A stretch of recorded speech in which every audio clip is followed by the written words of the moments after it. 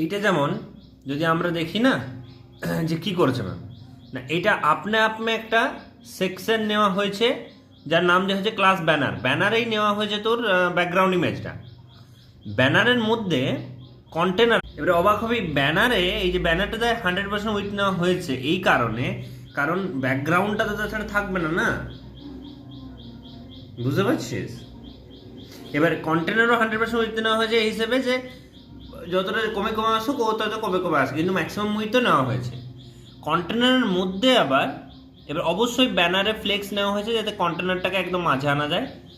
আচ্ছা, banner content এইটাকে আবার 800 করে দেওয়া হয়েছে। ব্যানার কন্টেন্টের মধ্যে ব্যানার কন্টেন্ট 800 করে দেওয়া হয়েছে।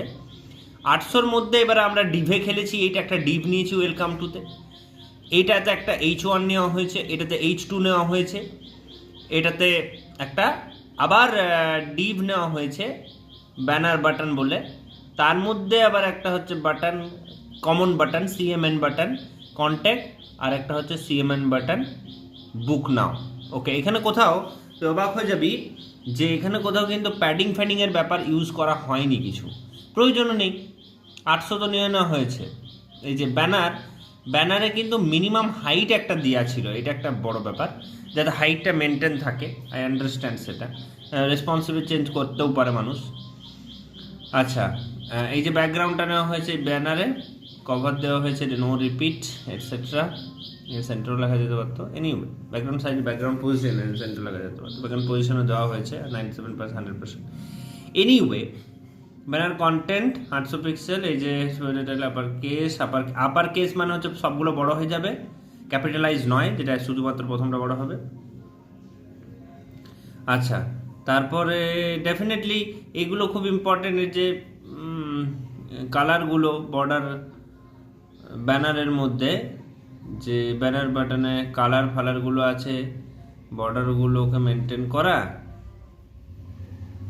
আর ব্যানারে আরেকটা বড় জিনিস জানিস তো কি, সেটা হচ্ছে তোর এই ফন্টগুলো আর ইয়েগুলোকে মেনটেন করা।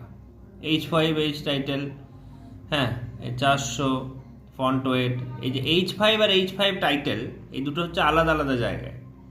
H4 টাইটেল যেটা নেওয়া হয়েছে না, সেটা হচ্ছে এই ওয়েলকাম টুটাতে। আচ্ছা, এরপর নিচে এটাতে দেখবি রো কলামের ব্যাপার চলে আসছে। এখানে একটা পুরোপুরি প্রথমে তো অবশ্যই ক্লাস অ্যাবাউট, বাট সেকশন নেওয়া হয়েছে, সেকশনটা ওই আগের সেকশনে আলাদা করে ডিক্লেয়ার করার দরকার নেই। তার মধ্যে রোয়ের মধ্যে আবার ফ্লেক্স দেওয়া হয়েছে, 60-40 করা হয়েছে।